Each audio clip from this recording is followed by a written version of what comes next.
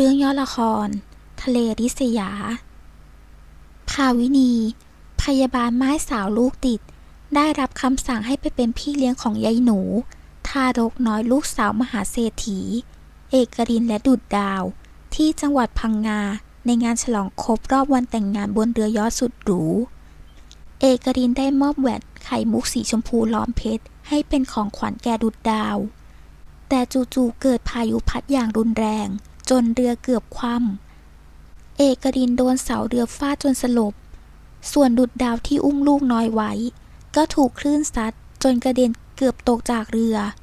ระหว่างนี้เธอตะโกนร้องให้ภาวินีช่วยแต่ด้วยความทะเยอทะยานและความริษยา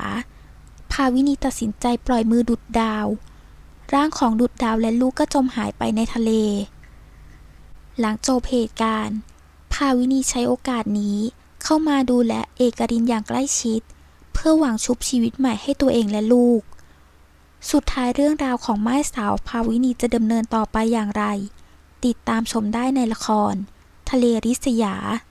ออกอากาศทุกคืนวันจันทร์ถึงพฤหัสบดีเวลา 20:10 นาที